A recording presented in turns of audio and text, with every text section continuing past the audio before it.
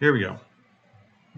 We're starting and we're going to go live. So we're in the middle of we're already loaded and we are about 1 hour in to our permadeath save here. And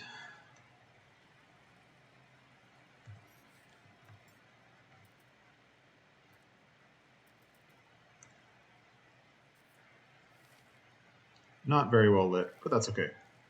So we are just at a beacon station and we just got a beacon. So we have our starter ship over here. We're going to ignore it. And we're going to go for either this ship, which is 3 hours away, or whatever we come for in the middle ground. We actually have already upgraded our pistol. We started out really close to a couple places, and we got lucky. And we spent the first hour in a mine setting up some stuff. So we have a bunch of life support, a bunch of battery, and the main thing is being the battery just to power our suit while we run. And our location is pretty cool because this was here. There is another building right over here past that. There's another building right over here. Sorry, just here down the hill. That was here when we started. We've been there just to kind of rest. And then there's another one just down the hill. And the other one is actually a minor settlement. So we're going to go back to the minor settlement.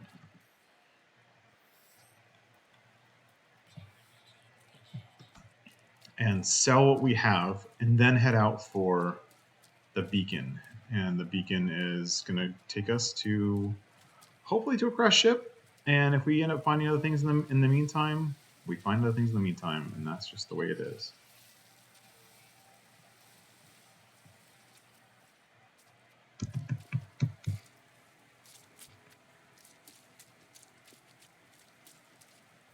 Then head out for the beacon, and the beacon is going to take us to, hopefully, to a crash ship.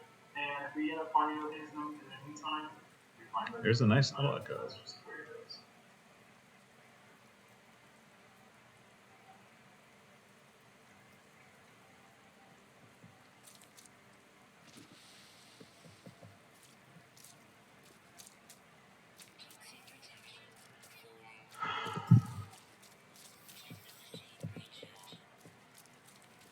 So the one downside of not following the opening quest, and this is going to be the main downside that we have to deal with, is that we don't get things like the mining laser, we don't unlock the hermetic seal, and we basically are starting from scratch without a ship. And we would be flying by now, but we're not. So you can see this case. I actually already bought this weapon, which is the one that's in my inventory, and already spent a good amount of time in the mines mining things. Now, one cool thing about this planet is that the planet itself has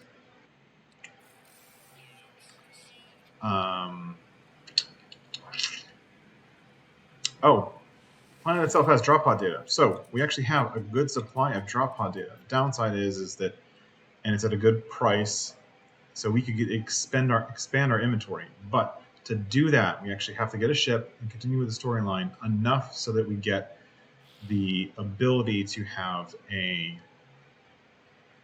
signal booster. And once we get the signal booster, we can buy the drop pod data, and that's enough to basically expand our inventory almost completely. But before we leave, we have enough money, so we're going to buy purchase components. While we're here, we're going to buy one more hermetic seal, one more antimatter housing, just in case. We're going to buy this so we don't have to make it.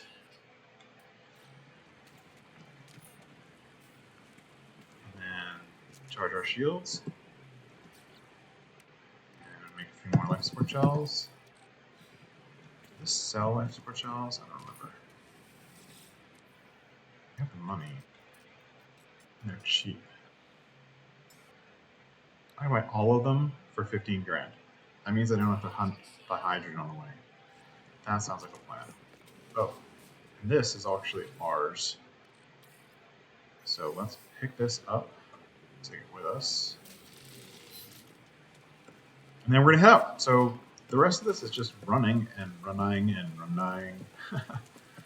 And we're heading towards this beacon. And it's gonna stay on the screen so we don't need to mark it.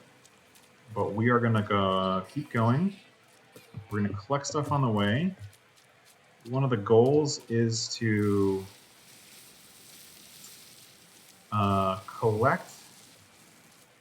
look for the damaged machinery,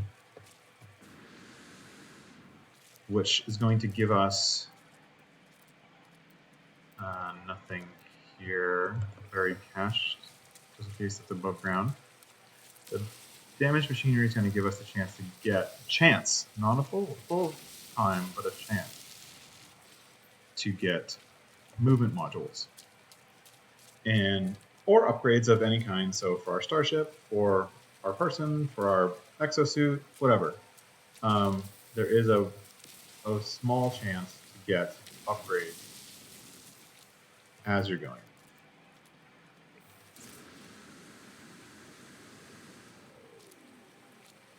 So we're going to be looking for those as we keep going, and as we keep going towards that distress beacon. Now this is a toxic planet, and I do not have any additional toxic protection, and I didn't have enough standing with the Gek yet to get the toxic protection at the minor settlement, so we'll actually have to find another minor settlement or come back to this one if we do raise our standing with the Gek. I don't think we're going to come back, but for now, just in case, we do have that settlement marked with a beacon, or we did. Let's go back a minute and make sure we do have that marked.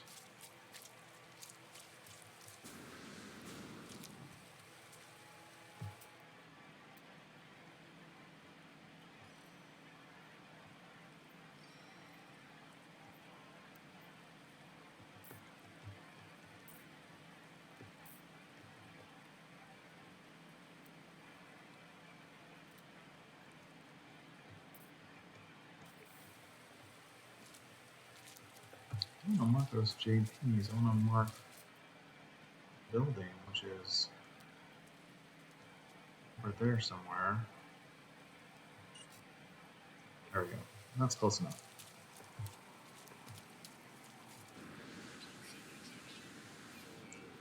One of my favorite things about this game are these luminescent plants.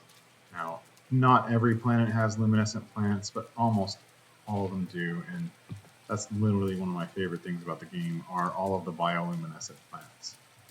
So this one is glowing up here, the grass is kind of glowing, and you get this as you play. And for me, it's honestly one of my favorite parts of the game. Now I have to make sure that if I boost, I don't do that. Or I don't damage myself enough to take down my shields or my health, because I have no way of building them back up.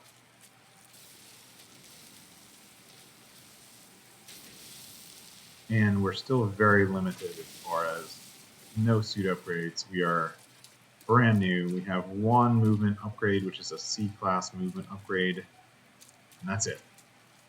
And we're basically just still fresh into the game. And we're not 100% fresh because, well, we have spent the past hour in a cave, literally strip mining that cave of all of the resources. Cobalt, some hunting sacks, enough to make some money so that you're able to upgrade and get this weapon. And as you can see, I'm just getting my setting out. Our first one, this is just from walking around the first couple hours.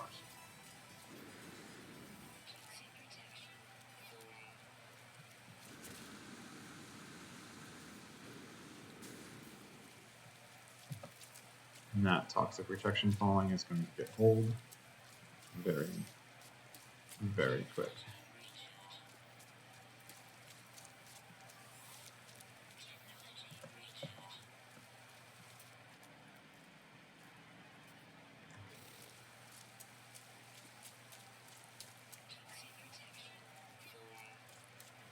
Sometimes the damaged machinery doesn't show up on your HUD.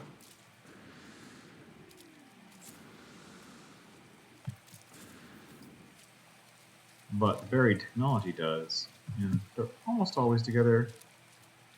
Not 100%, almost always. This one does seem to be alone. Well, plant that I haven't scanned.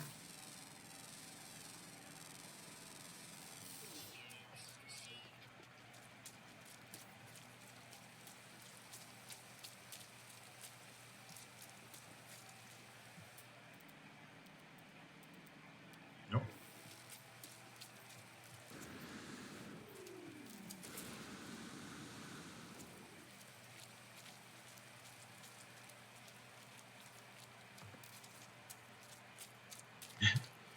I've been playing this game for a month or two now, and I just realized yesterday that the run function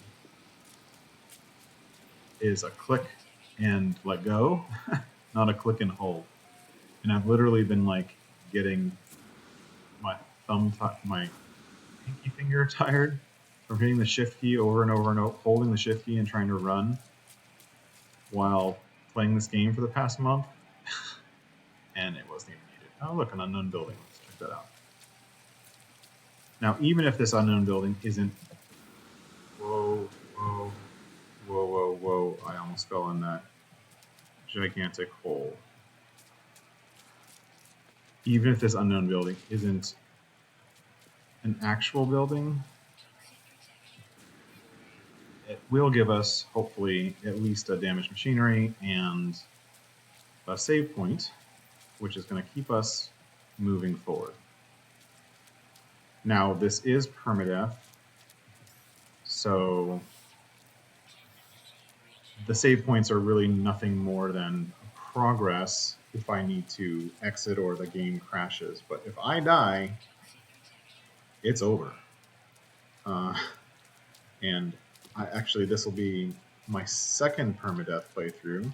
I just finished one, or I should say I just completely crashed out of one last night for over-abusing the jetpack boost. Where's that? I'm all wrapped around. Where am I going? We're not going to keep the rusted metal. We are going to hope that gives us something we can use. There's the house.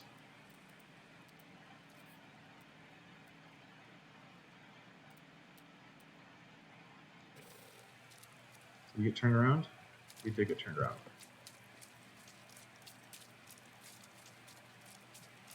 Last night, I actually failed my first permadeath.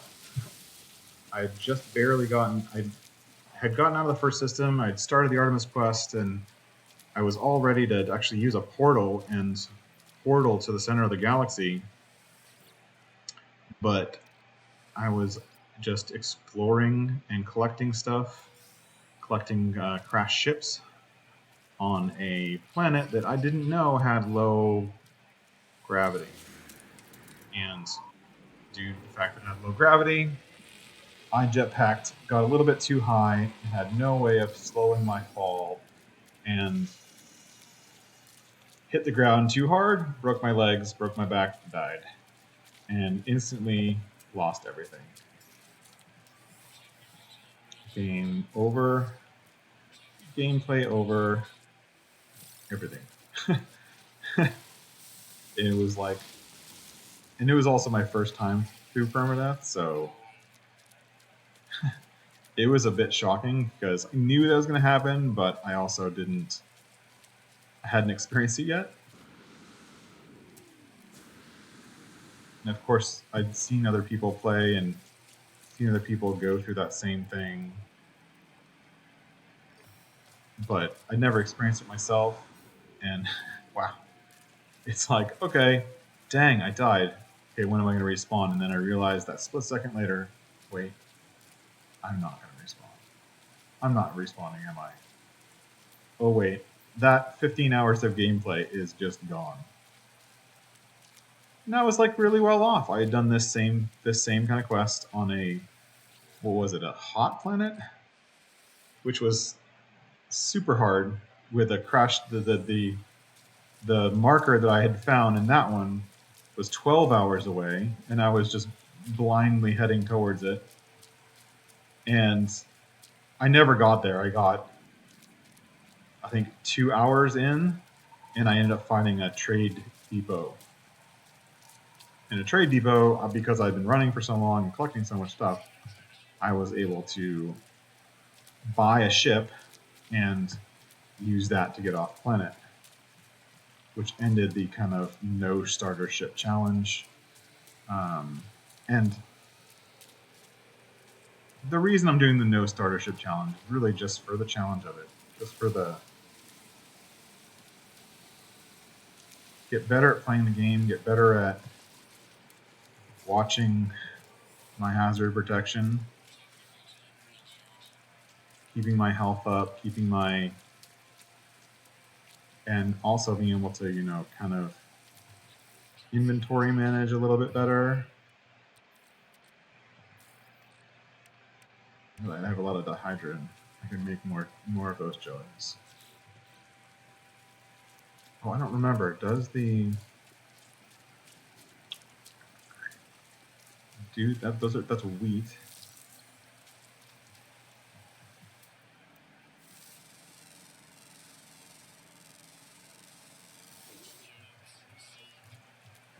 Does the wheat give me health or give me shields? I actually don't know. I always eat the wrong thing, honestly. Oh, it's not wheat. This is the jade peas. I already have these. These give me health. So instead of using oxygen here, I could go into my inventory, consume, and then this. Oh, nice. The sweet root brings up my hazard protection. Now if we check it out, do a few more, and my health is back up to 100%.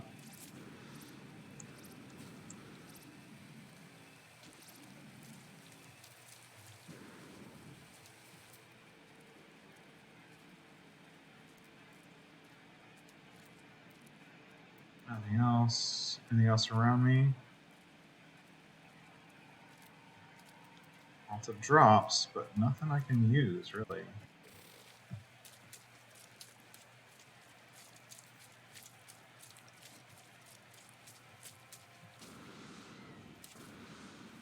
This is going to be a little bit annoying. This wasn't the case in the last planet. The last planet was a little bit more barren, but these purple things are... And I actually have to navigate around them when I'm walking. And it's weird because they're actually rendering in as I move. So sometimes they're like rendering in front of me and blocking my path.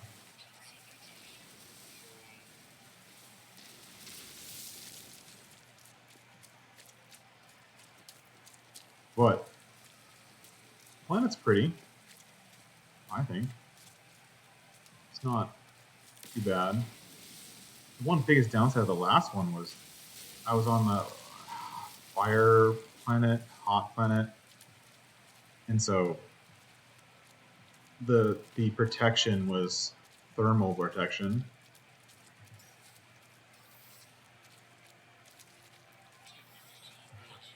And but the planet had a red glow to it. So literally, I was staring at a screen that was bright red all the time for 4 or 5 hours of gameplay before I got off the planet. And I was so happy. There's one right there. That one. I was so happy to get off the planet because I was just tired of looking at a red screen. Just I hydrogen in the middle of that bush, middle of that rock. And I do have an advanced mining laser due to my being able to find that settlement right away. So the miner settlement, I was able to get the advanced mining laser, and that was the only upgrade I got. I wasn't able to get anything else just because I'd only been playing the game for an hour, so I don't have that really many nanites. If you look, I have some money from mining a lot, and I have nanites mining. It's like I'm playing Minecraft or something.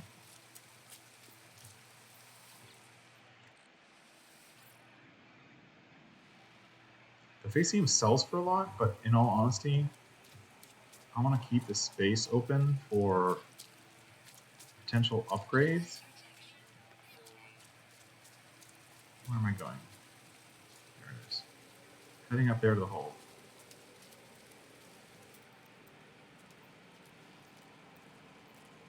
Oh, how I wish I could just dig up all these technology modules. Oh, stones. Look at those stones. I want to go to the knowledge stones because to get through this, one of the things that I'm going to have to do is, number one, find some chromatic metal so that I can install a bolt caster or buy a weapon that already has a bolt caster installed and be able to break into a mining facility or a manufacturing facility. And to understand what's going on at the manufacturing facility, I'm going to have to really know what's going on. Oh, look at this. This is monolith already. This will give me 4 words, the 3 stones around it, and then the monolith itself. I should be able to learn another word. So if I see a journey milestone in a second, after I learn all these words. And this is a Gek planet, Gek system. The attendance of the thing I just went to. Where's the front of this thing? Is it? No. Weird. Oh, it's up here. Ah.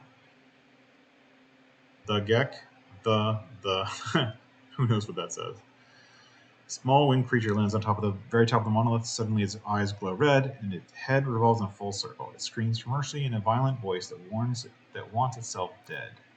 The poor animal is clearly broken its neck, but some power of possession still animates it. I would think shooting the creature, but I'm gonna leave it alone. I don't know if that was right or not. Was it?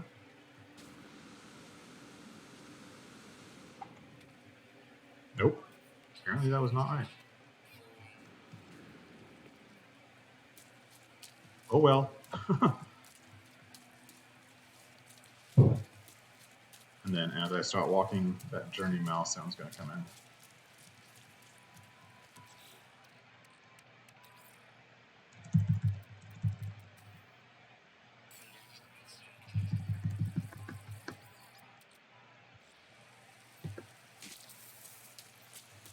What?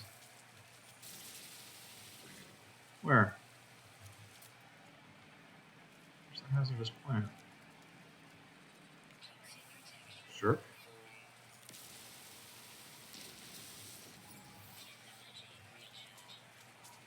Okay. And apparently I'm far enough away from the beginning part of the planet. So now sentinels are involved. And I'm going to have to constantly be running from sentinels for the rest of the time. They're not that bad. Just annoying. Can't fight them though. I don't have any weaponry or You can kill them with a mining beam, but I can't really get in the ship and fly away. So the best thing to do that I've found is just ignore them. Now, they won't give me a hard time for collecting plants, but if I were to try to get that dihydrogen while they're here, they would undoubtedly give me a hard time.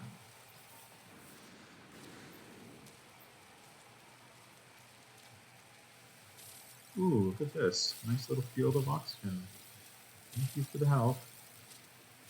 Don't really need it, but...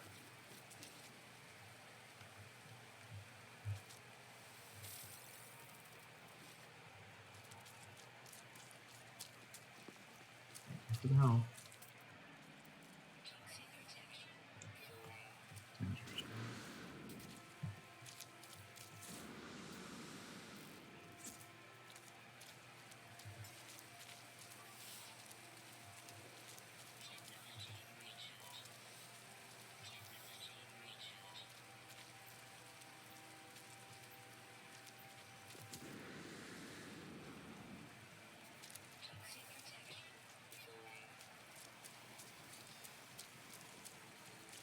See how that's like totally like rendering stuff in as I pass it? It's really annoying.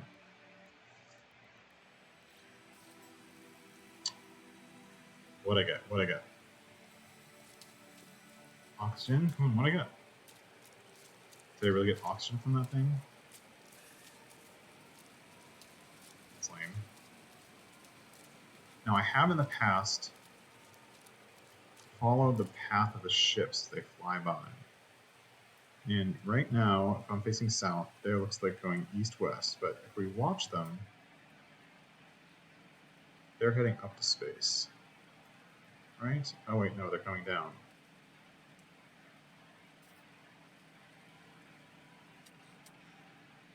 But they're just following the contours of the land. Wait, are they gonna come back up? I'm gonna watch. If they don't come back up, that means they're landing somewhere over there. And it might be worthwhile to look over that hill. I'm actually gonna go and look over that hill. It's not that far away. That looked like a landing sequence to me.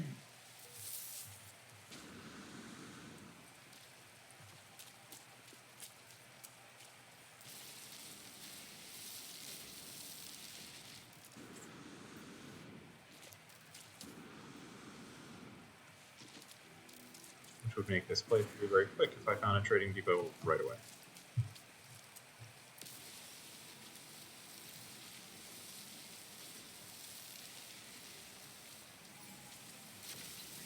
Now the drones are investigating because I was mining stuff.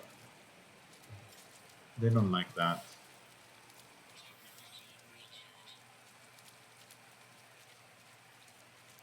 And I'll get this upgrade while I'm here.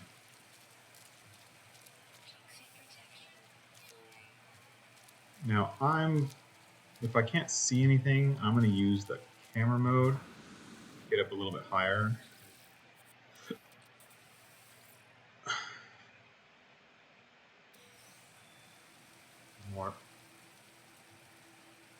More nanites. So as of right now, I am 15 minutes from my ship.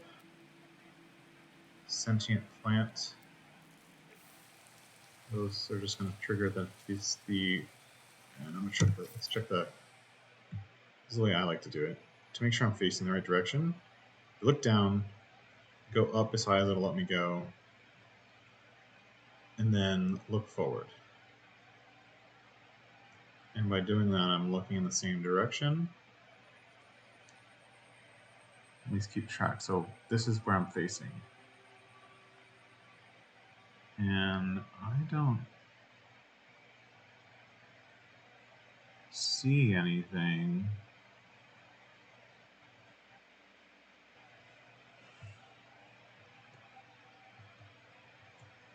There's a valley there.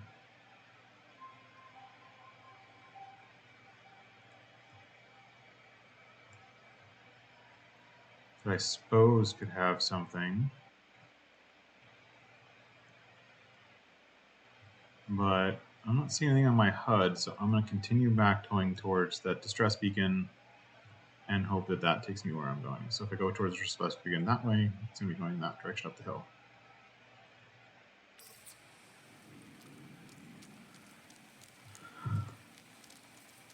And back we are on our path.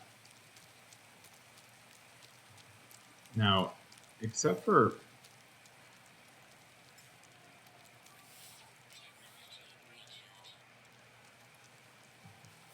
this on this playthrough, this is going to be my problem.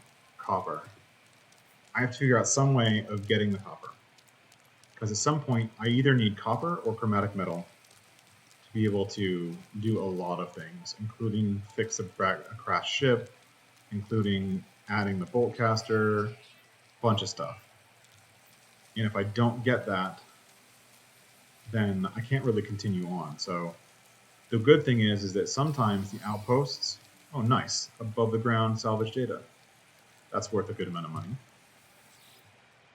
Sometimes the outposts sell this stuff, sell copper or chromatic metal, but that would mean finding a minor settlement or an outpost, which, you know, is also the goal. I don't really care how I get off the planet.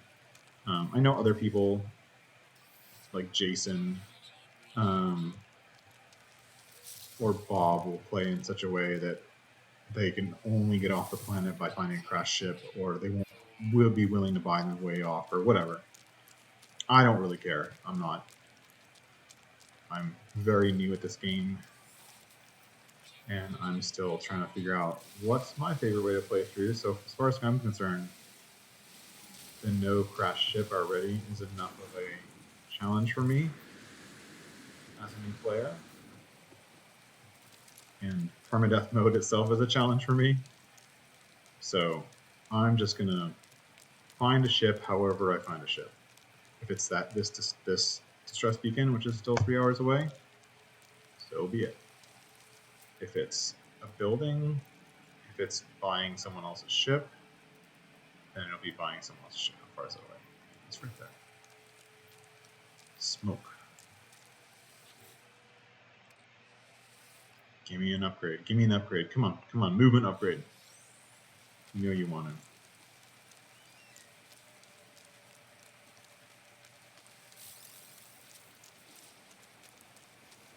I'm not going to be going completely perfectly straight. I'm going to take advantage of, oh hell, nice. The ships. And this is what I watch for, right? So I'm going to watch the ships. What are they doing? Number one, that hauler would be great to find as a, I'm turning really close. Just over this hill. Huh. Let's get to the top of this next hill and see what's down there. Watch out for that guy. Head to this stone.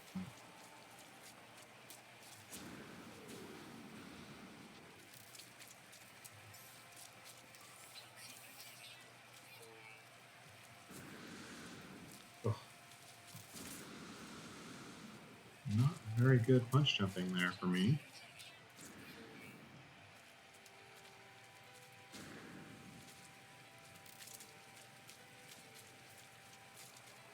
So they did dive down right around this hill and then go down. Now, the thing with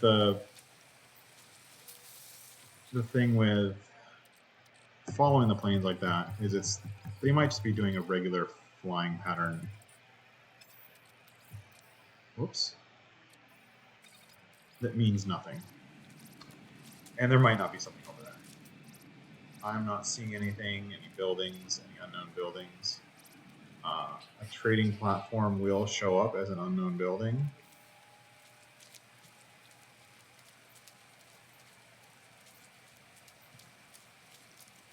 So, wait, wasn't I going towards a knowledge stone? I was, wasn't I? And somehow I lost it.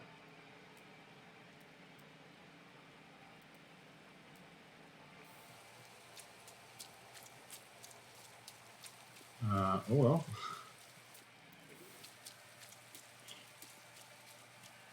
So here we are at the top of the hill. It seemed like they dove down right past it. I don't see any. I don't see anything down here. So they could have just been following the contours of the land for the fun of it.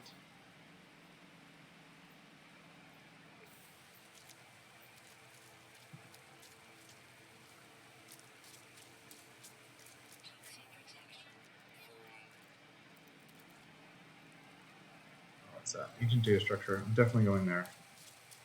The ancient data structures will give you navigation data, which right now isn't very useful, but they will also give you drop pod data.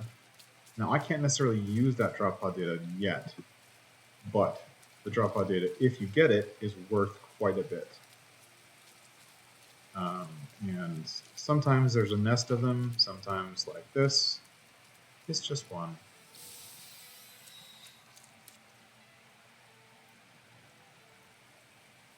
I have seen it in the past where it was a whole nest of them, 10 to 15 of them, all together at once.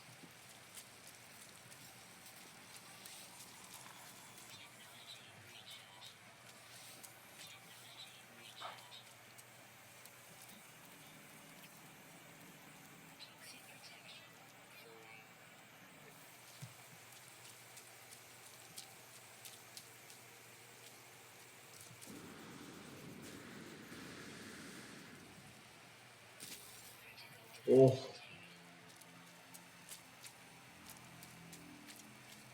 Somebody needs to take the jetpack button away from me.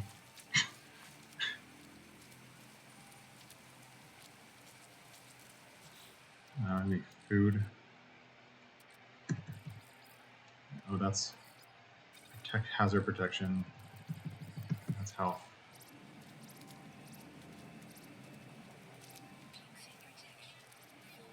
Don't do anything until your shields get better. So we're going that way. And the good thing is this is pretty much north. So it's always good to head in a predictable direction and stick to that one direction as much as you can, so you always know where you are. And from what I've seen from the placement of buildings and whatnot, they're usually on a north-south line. So, oh wait, you're super low.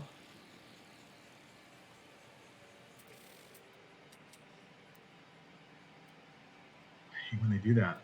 It's like, oh, well, yeah, why are you doing that? And what's down there? Are you landing?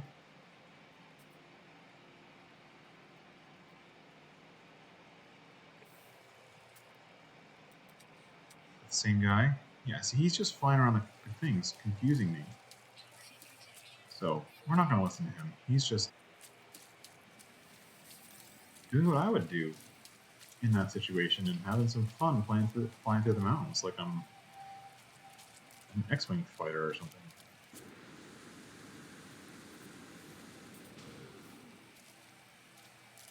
That was much better.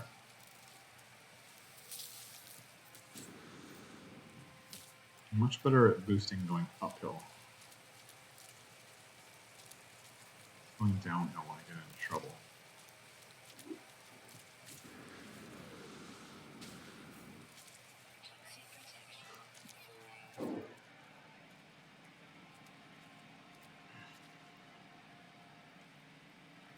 Nope, can't go there.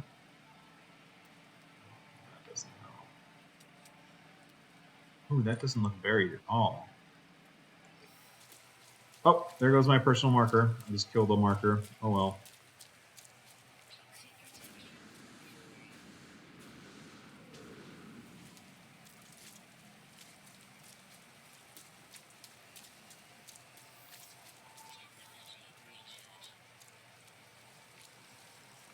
So we're going to go check this out. So one of the things the game does sometimes is they will render bury technology, but not bury it like this. So since I don't have a terrain manipulator, I can't dig this up if it was underground. So that's like a free money to me. And is that something a Sodom on the eye? No. These structures right here kind of look like the hollow towers. Very slightly.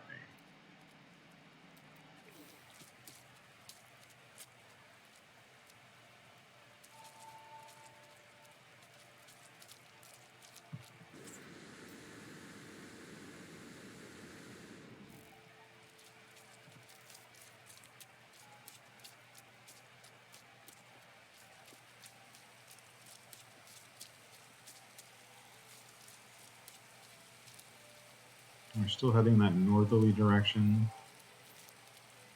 Still heading towards that transmission tower. And unfortunately, not until we get in less than an hour does it do anything other than hour increments. So before the end of this stream, we'll hopefully get it to say 2 hours. But considering how slow I'm walking and progressing,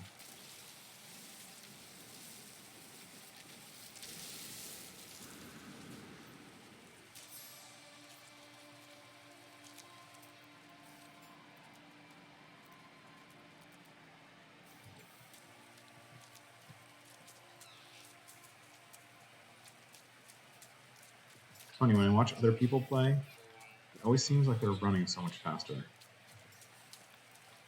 But when I play, I feel like I'm like not always the run, like running out really quickly. It also feels like I'm just like running slow. I don't know why that is,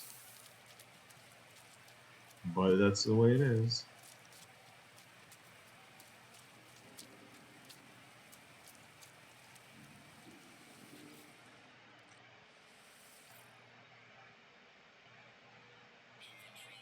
What? Oh, I do not need nitrogen or ammonia. Let's eat some of those. And now we have 2 slots open. And which means you're going to give me something. Yay. That I'll hold on for now and I'll sell. It's not worth very much, but I don't have Starship. So what good is Starship launch fuel? And I can make Starship launch fuel. It's super easy. So really, that's kind of a null give me. I want to upgrade.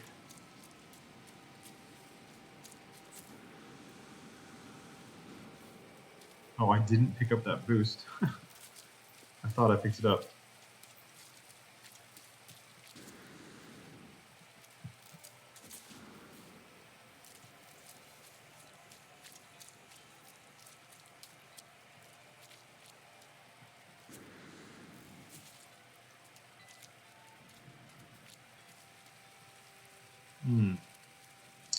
Nicely hidden.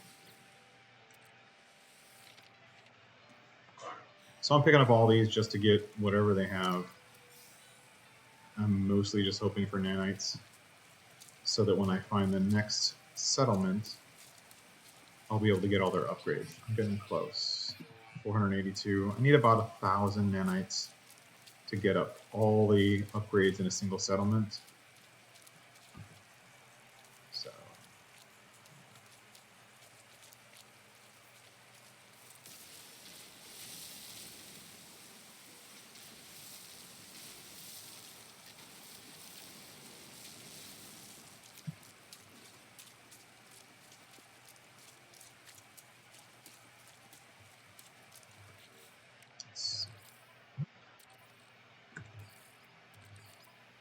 come on, stop switching tabs. That's so annoying.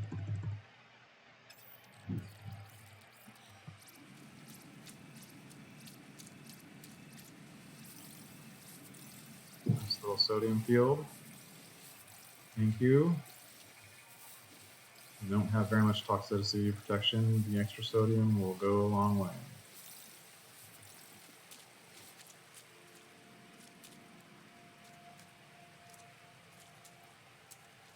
And I got about, what, 15 more minutes of real life time until I gotta log off. So hopefully I can find a settlement, save point, something. So I can save. I did find when I was doing that longer trip last time that I would find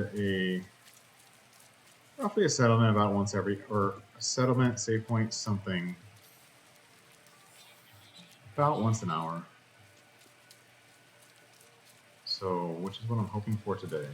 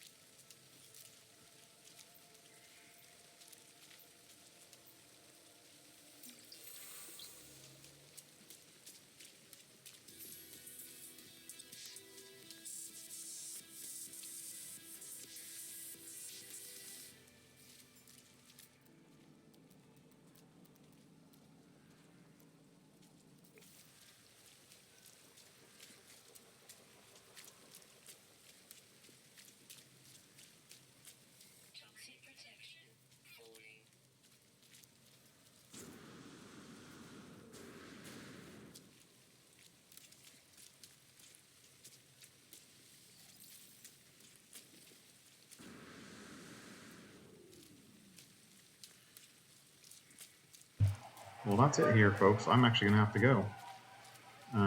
This will save, and we'll have to continue next time. Thanks, everybody, for watching, and we'll catch you guys all later.